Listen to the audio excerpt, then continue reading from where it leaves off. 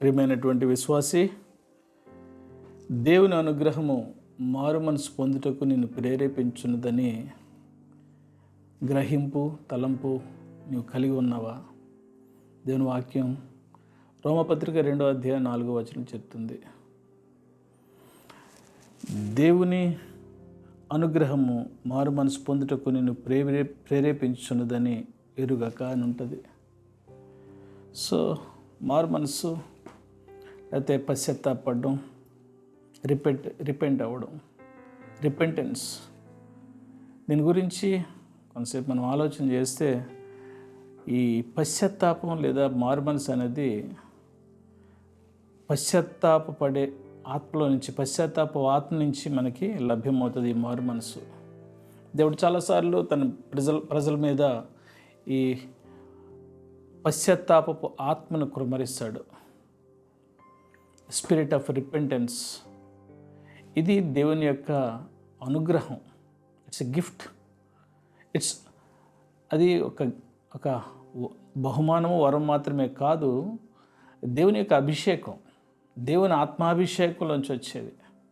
కాబట్టి ఈ మారు మనసు దైవ సంబంధమైనటువంటి మారు మనసు గురించి ఈ ఉదయకాలంలో మనం కొంతసేపు ఆలోచన చేద్దాం. సో రోమపత్రిక 2వ అధ్యాయం 4వ వచనంలో ఇప్పుడు మనం చదువుకున్నాం. ఏమనంటే,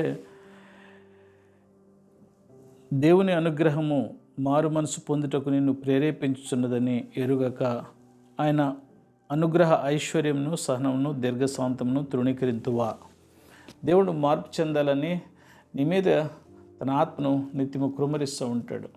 యేసుక్రీస్తు ఈ భూమి మీద ఉన్నప్పుడు యేసుక్రీస్తు శిష్యులతో మాట్లాడుతూ ఆయన చెప్తాడు. ఏమని చెప్తాడంటే, నేను వెళ్ళుట మంచిది. మనం దేవుని వాక్యంలోని చూద్దాం. యోహాను సువార్త 16వ అధ్యాయం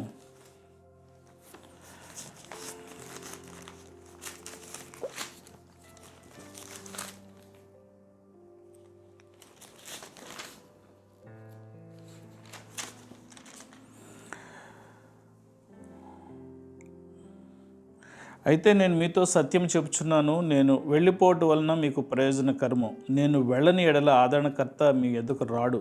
నేను వెళ్ళిన ఎడల ఆయన మీ యొద్దకు పంపుదును.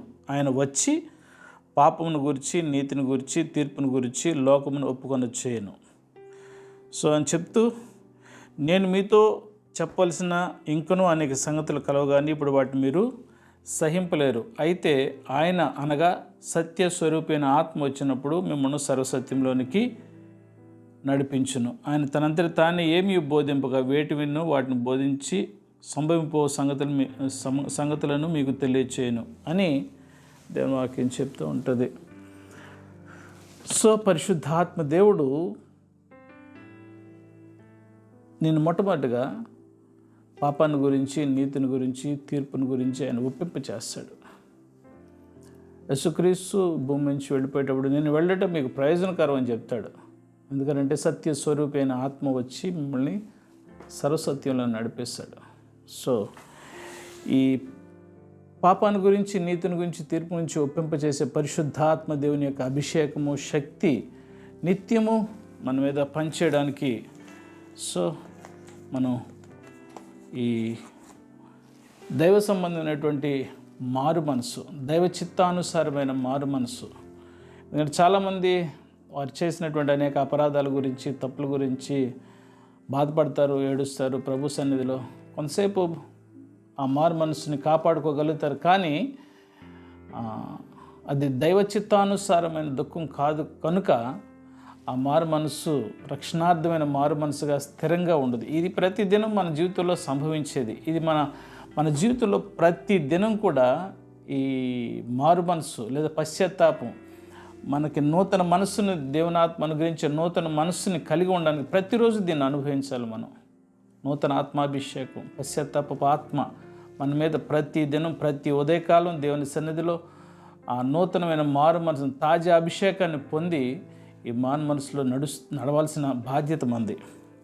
సో ఈ పశ్చాత్తాప ఆత్మ మనుషుల మీదకి వచ్చినప్పుడు వారి హృదయాల్లో ఉన్నటువంటి కఠినత్వం తీసివేయబడి వారి హృదయాలు మెత్తన చేయబడతాయి. అంటే వారి హృదయ కాఠిన్య నుంచి వారు విడిపించబడతారు. వారి పాపాన్ని గురించి ఒప్పించబడతారు. వారు చేసిన తిరుగుబాటును గురించి వారు గ్రహించి ఆ మారుమనసు పొందడానికి ఈ ఆత్మాభిషేకం ఎంతైనా అవసరమై ఉంటుంది. చాలామంది వారి జీవితాల్లో వారు చేసిన అపరాధాల నిమిత్తం బాధపడతారు, కానీ వారు ఆ దైవ సంబంధమైనటువంటి మారుమనసు గురించి వారికి అర్థం కాదు. దేవుని వాక్యం 2 కొరింథీ పత్రిక 7వ అధ్యాయం 9వ వచనంలో ఉంటుంది, దైవ చిత్తానుసారమైన మారుమనసు, దైవ చిత్తానుసారమైన దుఃఖం రక్షణార్థమైన మారు మనసుని కలుగు చేస్తుంది. ఈ మారు మనసు కలుగు చేయడానికి దేవుని ఆత్మ మనకు అనుగ్రహించబడుతుంది. దేవుడు చాలాసార్లు మనుషుల్ని దర్శిస్తూ ఉంటాడు. ఆ మనుషుల మీద తన ఆత్మను కృమ్మరిస్తాడు. ఈ దినాల్లో దేవుని ఆత్మ మన మీద కృమ్మరించబడి మన పాపాన్ని గురించి, మనం చేసిన అపరాధాల గురించి ఒప్పిస్తే తప్ప దేవునితో మనం కలిసి జీవించడం, దేవునికి అనుకూలంగా జీవించడం, దేవునితో పాటు దేవుని ప్రేమించడం, దేవునితో నడవడం అనేది మనకి చాలా కష్టసాధ్యంగా ఉంటుంది. ఎందుకంటే మన దైనందిన జీవితంలో ప్రతిదినం కూడా మన జీవిత విధానాన్ని ఒకసారి ఆలోచన చేస్తే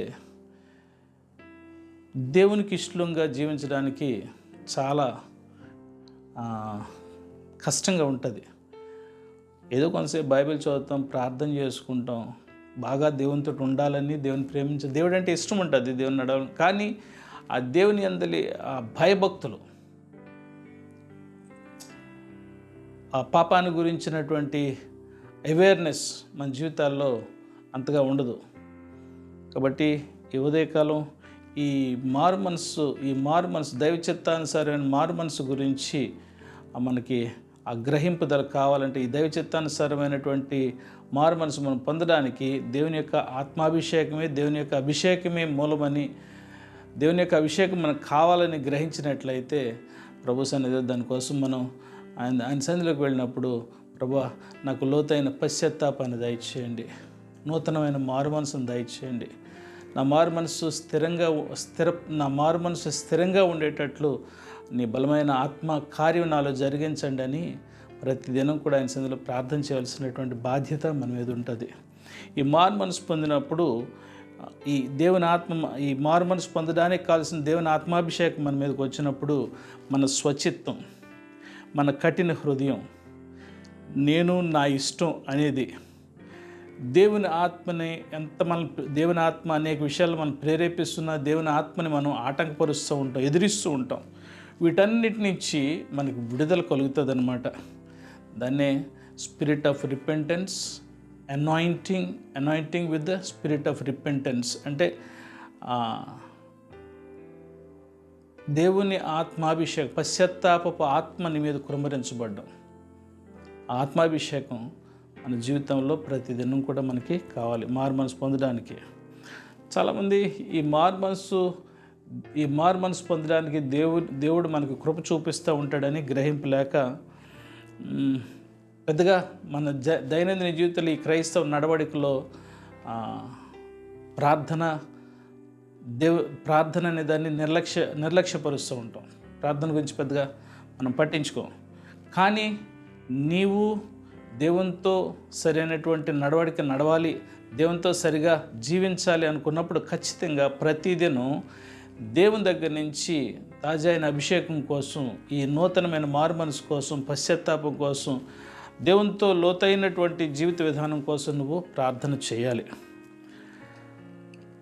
ఈ పశ్చాత్తాపంతో కూడినటువంటి మారు మనసు దేవుని యొక్క వరం.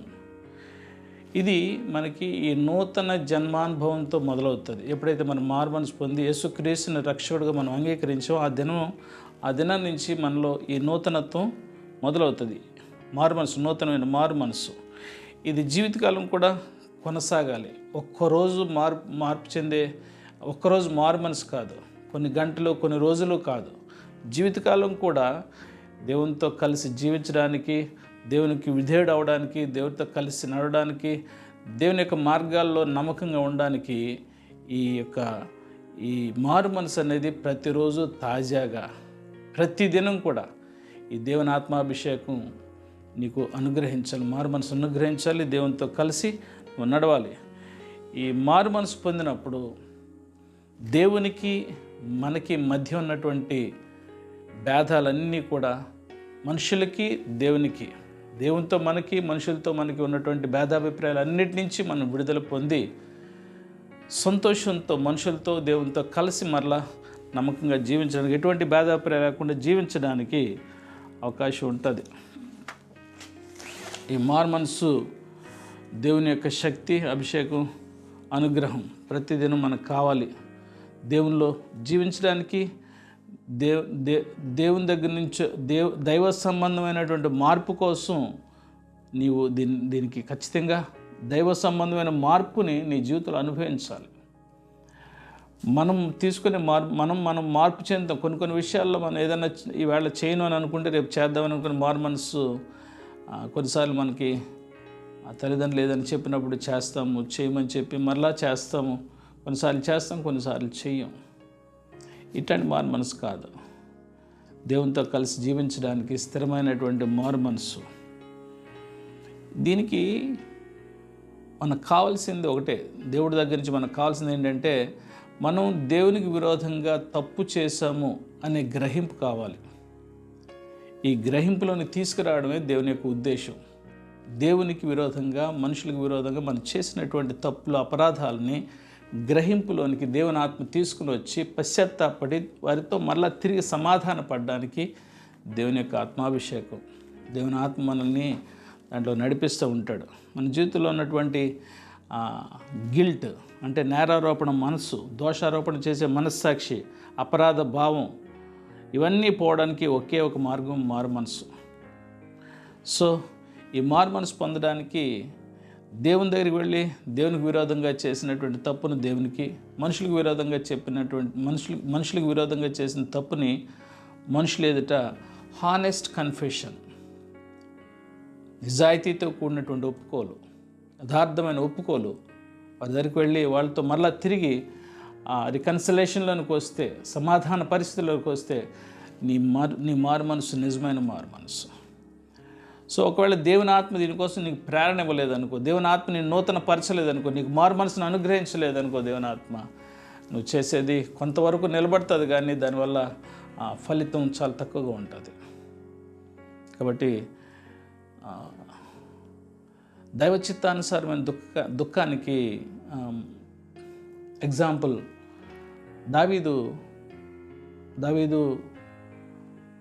ఊరియా భార్య అయినటువంటి బెత్షెబాతో తప్పు చేసినప్పుడు, సో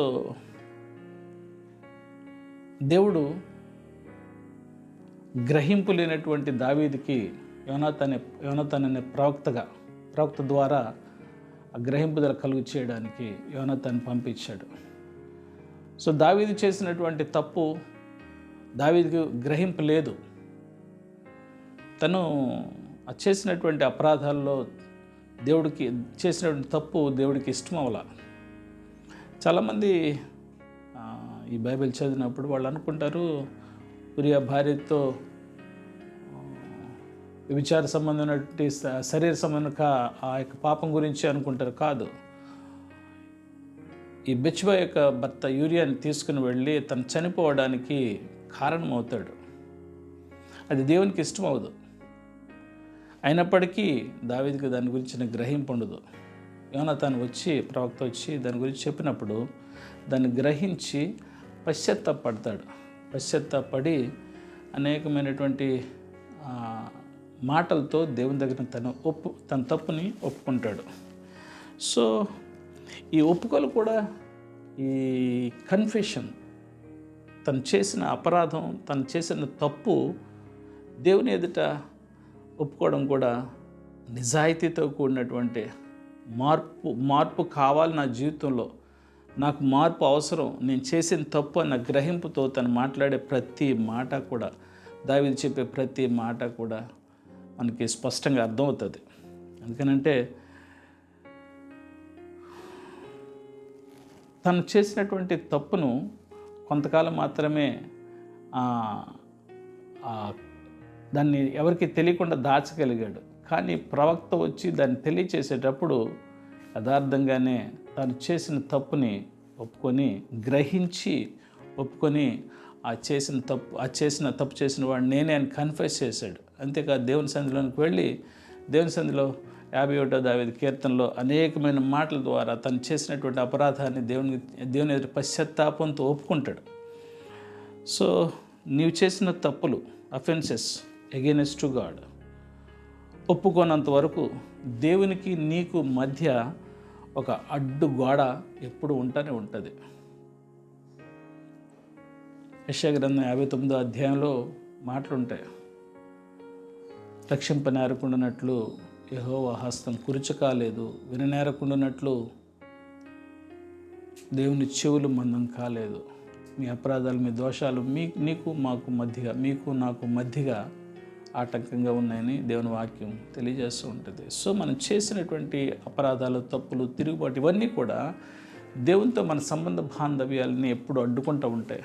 ఆ మంచి సంబంధ బాంధవ్యాల్లో ఆయనతో కలిసి జీవించడానికి జరగదు. ఆ సంతోషంతో ఆయనతో కలిసి నడవడానికి, సంతోషంతో ఆయనతో కలిసి ప్రయాణం చేయడానికి, ఈ క్రైస్తవ జీవితం మంచి క్రైస్తవ జీవితం జీవించడానికి దేవుని ఎదుట నీవు నీ ప్రతి పాపాన్ని ఒప్పుకొని విడిచిపెట్టడం ద్వారానే. సామెతల గ్రంథం 28వ అధ్యాయంలో ఉంటుంది కదా, 28వ అధ్యాయం సామెతలు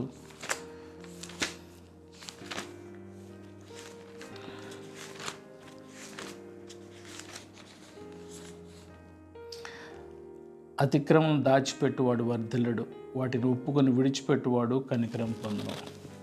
సో మనం చేసినటువంటి అపరాధాలు, దేవుని ఎదుట తప్పులు ఒప్పుకొని విడిచిపెట్టడం అనేది మనం నేర్చుకోవాలి. ఖచ్చితంగా నువ్వు చేసిన తప్పును గ్రహించాలి, దాన్ని ఒప్పుకొని విడిచిపెట్టడానికి నీ హృదయంలో ఒక తీర్మానం చేసుకోవాలి.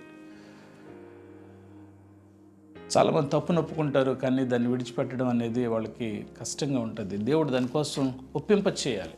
దేవుని యొక్క ఆత్మ మన అపరాధాన్ని, మన తప్పుని గ్రహింపులోని తీసుకొని వచ్చి విడిచిపెట్టడానికి, దాని నుంచి విడిచిపెట్టి నూతనమైన మారు మనసు అనుగ్రహించడానికి మనకు సహాయం చేయాలి. దైవ చిత్తానుసారమైన దుఃఖం రక్షణార్థమైన మారు మనసును కలుగు చేస్తుంది. కాబట్టి మన హృదయంలో ఈ చేసినటువంటి దేవునికి మనుషులకి వ్యతిరేకంగా చేసిన ప్రతి అపరాధం యొక్క ప్రతి గిల్ట్, అంటే ఆ దోషారోపణ చేసే మనస్సాక్షి, నేరారోపణ చేసే మనస్సాక్షి నుంచి విడుదల కావాలంటే ఖచ్చితంగా నేను చేసిన ప్రతి పాపాన్ని ఆయన ఎదుటి ఒప్పుకొని విడిచిపెట్టినట్లయితే దేవుని యొక్క ఆత్మ మనల్ని ఆ నూతనమైన మారు మనసులోనికి నడిపిస్తుంది. అంతవరకు కూడా దేవునికి మనకి మధ్య ఒక అడ్డుగోడలో ఈ అపరాధాలు ఎవరైతే కన్ఫెస్ చేయరో, ఎవరైతే తమ చేసినటువంటి అపరాధాలు, తప్పులు ఒప్పుకోరో, అవన్నీ కూడా దేవునికి మనకి మధ్యగా, మనుషులకి మనకి మధ్యగా ఎప్పుడు ఆటంకంగానే ఉంటాయి. కాబట్టి మన జీవితంలో ఈ క్రైస్తవ జీవితం లోపలికి నడవడానికి, దేవునిలో ఉండడానికి, దేవునితో కలిసి జీవించడానికి, ప్రతి దినం కూడా నూతనమైన తాజైన మారు మనసు పొందడానికి దేవుని యొక్క ఆత్మాభిషేకం ఎంతైనా అవసరం. అది ఆ మారు మనసును కలుగు చేసే పశ్చాత్తాపపు ఆత్మ మన మీద కృమ్మరించబడాలి. ఇది పరిశుద్ధాత్మ దేవుడు పాపాన్ని గురించి, నీతిని గురించి, తీర్పుని గురించి ఒప్పింప చేస్తూ ఉంటాడు. కాబట్టి ఈ పరిశుద్ధాత్మ దేవుని సహాయం లేకుండా ఈ నూతనమైన మారు మనసు పొందడం అనేది మనకి సాధ్యం కాదు, అసాధ్యంగా ఉంటుంది. కాబట్టి దావీదు తను చేసినటువంటి తప్పిదం చేసిన తర్వాత, దాన్ని గ్రహించిన తర్వాత తను చేసే దేవుని సన్నిధిలో తను చేసే ప్రార్థన ఒకసారి మనందరం దాన్ని చదువుతాను, వినండి. 51వ దావీదు కీర్తన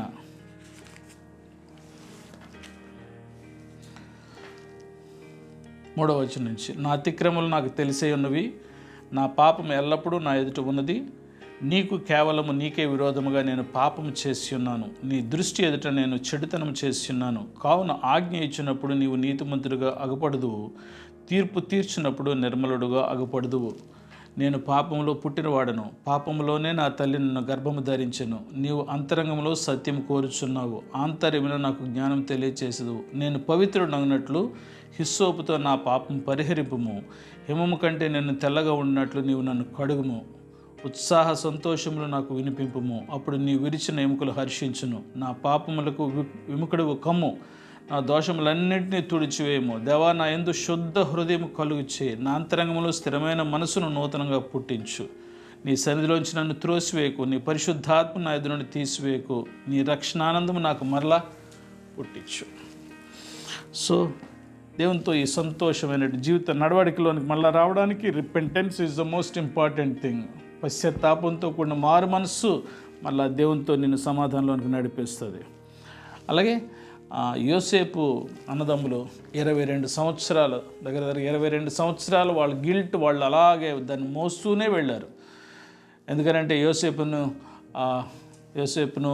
గుంటలో పడేసిన తర్వాత మరలా బయటికి తీసి ఐగుప్తు వ్యాపారులకు అతను నమ్మివేసి, తమ్ముడి విషయంలో వాళ్ళు చేసినటువంటి యోసేపు విషయంలో వారు చేసినటువంటి అపరాధం అంతా కూడా మరలా తిరిగి యోసేపు ఐగుప్తు రాజ్యం మీద సింహాసనానికి వచ్చినప్పుడు వారిని కలుసుకున్నప్పుడు, ఆ కరువు కాలంలో తిరిగి అన్నదమ్ములు అందరూ కలుసుకున్నప్పుడు వారు మన తమ్ముని గురించినటువంటి చేసినటువంటి అపరాధమే కదా మనల్ని ఇలాంటి ఈ శిక్షకు గురి చేసిందని ఆ యోసేపు దగ్గరికి వచ్చినప్పుడు వాళ్ళు బాధపడుతున్నప్పుడు ఆ పశ్చాత్తాపడతారనమాట. దగ్గర 22 సంవత్సరాలు వారి హృదయాల్లో తండ్రికి తెలియకుండా, ఆ తమ్ముడు గురించి తండ్రికి తెలియకుండా దాచిపెట్టిన విషయం వారి హృదయాలు ఎంతో భారాన్ని కలుగచేస్తుంది. తిరిగి ఆ తమ్ముడు కలుసుకొని తండ్రి ఎదుటి దాన్ని చెప్పినప్పుడు వాళ్ళ హృదయాల్లో ఉన్న భారం అంతా పోతుంది. మనుషులకు విరోధంగా చేసినటువంటి అపరాధం మనుషులతో ఒప్పుకుంటేనే కానీ, దేవుని ఎదుటి చేసినటువంటి తప్పిదాలు దేవుని ఎదుట ఒప్పుకుంటే కానీ మన జీవితంలోంచి ఏ అపరాధం కూడా పోదు. అవి వారికి, మనకి, మనుషులకు మనకు మధ్య, దేవునికి మనకు మధ్య ఆటంకంగా ఉంటానే ఉంటుంది. కాబట్టి నీవు దైవ సంబంధమైన జీవితం జీవించడానికి, ప్రతిదినం కూడా దేవునితో జీవించడానికి నీ హృదయంలో అపరాధ భావం ఉండకూడదు. ఒకవేళ అపరాధ భావం ఉన్నట్లయితే నువ్వు ఖచ్చితంగా మారు మనసు పొందాలి. నువ్వు మారు మనసు పొందాలి అని అంటే దైవ చిత్తానుసారమైన మారు మనసు నువ్వు పొందాలి. కాబట్టి దేవుని సన్నిధిలో దేవుని అడగాలి, దేవా నాకు పశ్చాత్తాపాన్ని దయచేయి, లోతైనటువంటి పశ్చాత్తాపాన్ని, మారు మనసు కావాలి, నేను మారు మనసు పొందాలి, నూతనమైన జీవితం నీతో కలిసి జీవించాలి. దేవా నీ ఆత్మ చేత మరలా నూతన పరిశుద్ధాత్మ దేవుడు నిన్ను పాపాన్ని గురించి, నీతిని గురించి, తీర్పుని గురించి ఒప్పింపచేసి దేవుని యొక్క అభిషేకం మరలా నిన్ను నూతన పరుస్తుంది. Without the power of the Holy Ghost, without the anointing of the Holy Ghost అంటూ ద రిపెంటెన్స్, నూతనమైన మారు మనసు కోసం, పశ్చాత్తాప కోసం ఆ పరిశుద్ధాత్మ దేవుడు నీకు సహాయం చేస్తే తప్ప మీరు ఏడ్చితరని సంతోషించట్లేదు, మీరు దుఃఖపడతారని సంతోషించట్లేదు, ఏడ్చి మారు మనసు పొందితరని సంతోషిస్తున్నాను. మనకి మారు మనసును కలుగు చేసే దైవ చిత్తానుసారమైన దుఃఖం ఎంతైనా అవసరం. కాబట్టి ఈ మారు మనసు అనేది దైవ సంబంధమైంది, పశ్చాత్తాపం అనేది దైవాత్మ సంబంధమైంది. కాబట్టి దేవుడే మనకి ఈ మారు మనసును కలుగు చేయనట్లు ఆ దేవుని సన్నిధిలో నువ్వు ప్రతిదినం కూడా ఆ దేవుని సన్నిధిలో తాజాగా ఉండడానికి, సంతోషంతో ఆయనతో కలిసి జీవించడానికి ప్రతిదినం కూడా ఈ నూతనమైన మారు మనసు, దైవ చిత్తానుసారమైన దుఃఖము, నూతనంగా కలుగు చేసే మారు మనసులో నువ్వు నడిచి దేవునితో సంతోష జీవితాన్ని జీవించాలని ఆశిస్తున్నాను. దేవుడు మిమ్మల్ని దీవించును గాక. ప్రార్థన చేసుకుందాం. పరిశుద్ధుడైన తండ్రి, నీ పరిశుద్ధ నామానికి స్తుతులు స్తోత్రాలు చెల్లిస్తున్నాం. మా జీవితాల్లో మేము చేసినటువంటి అనేకమైన అపరాధాలు, పరిశుద్ధాత్మ దేవుని ప్రేరణ ఎంతగానో ఎదురిస్తూ దేవుని ఆత్మకు విరోధంగా, దేవుని ఆత్మ దుఃఖానికి కారణం అవుతున్నాం. అంతేకాదు మనుషులతో మా సంబంధ బాంధాలు సరిగా లేక, మనుషులతో కూడా మాకు సరైనటువంటి సంబంధాలు లేకుండానే జీవిస్తూ ఉన్నాం. ప్రభు మరొకసారి ఈ రక్షణ ఆనందంలో నడవడానికి, నీ రక్షణాన్ని మళ్ళా నూతనంగా మాలో కలగడానికి, ప్రభుతో సంతోషకరమైన జీవితం జీవించడానికి ఈ ఉదయకాలం ప్రార్థన చేస్తున్నాం. ప్రభా నీ ఆత్మను మరొకసారి మా మీద కుమ్మరించండి. నీ ఆత్మ సహాయం లేకుండా పాపాన్ని గురించి, నీతిని గురించి, తీర్పుని గురించి ఆ లోతైన పశ్చాత్తాపం మా జీవితాల్లో కలగకుండా, ఆ నూతన మారు మనసు లేకుండా మా దేవ నీతో కలిసి నడవడం అనేది, ఈ మంచి క్రైస్తవ జీవితం జీవించడానికి నీ తాజా అయిన అభిషేకం కావాలి. దిగజారిపోతున్నటువంటి మా భయభక్తులు, దేవుని యెడల ప్రేమ దేవ మా హృదయాల్లో సన్నగిలిపోతూ ఉంది. మీరు సహాయం చేయండి. మరొకసారి నీ ఆత్మను మా మీద కృమరించండి. నీ ఆత్మ చేత మమ్మల్ని నూతనపరచండి. మరొకసారి దేవునితో సరైనటువంటి జీవితంలోనికి రావడానికి పరిశుద్ధాత్మ మాకు సహాయం చేయండి. యేసుక్రీస్తు కల్వరి శిలువలో చిందించిన కల్వరి రక్తం మా విమోచన క్రయధనము, మా విడుదల, మా స్వస్థ, మా సమస్తం దాంట్లోనే దాగి ఉంది. మరొకసారి ఈ ఉదయకాలం కల్వరి శిలువ దగ్గరికి వస్తున్నాం. నీ కుమారుడైన యేసుక్రీస్తు యొక్క రక్తం మా హృదయాలను మరొకసారి మా మనస్సాక్షిని నిర్జీవ క్రియలను విడిచి జీవం గల దేవుని సేవించడానికి ఒక్కసారి తన ఆత్మ ద్వారా అర్పించుకున్న యేసుక్రీస్తు యొక్క రక్తము మా మనస్సాక్షిని ఎంతో ఎక్కువగా శుద్ధి చేయనుంది. మా మనస్సాక్షిని మరొకసారి నీ కుమారుడైన యేసుక్రీస్తు రక్తం శుద్ధి చేసి నీతో కలిసి నమ్మకంగా జీవించడానికి ప్రభా సంతోషకరమైన ఈ రక్షణ ఆనందాన్ని మళ్ళా మా హృదయాల్లో నూతనంగా మేము పొందడానికి మీరు మాకు ఈ ఉదయకాలం సహాయం చేయమని మమ్మల్ని జ్ఞాపకం చేసుకోండి. సంఘాన్ని జ్ఞాపకం చేసుకోండి. కనికరించండి. ప్రతి ఒక్కరిని మరలా దేవా నీ వైపు ఆకర్షించండి. ప్రతి ఒక్కరూ యథార్థమైన భయభక్తులకు రావడానికి నీవు కృప చూపించండి. బిడ్డలను దీవించి ఆశీర్వదించండి. యేసుక్రీస్తు దివ్యనామమున అడుగుచున్నాను తండ్రి. ఆమేన్.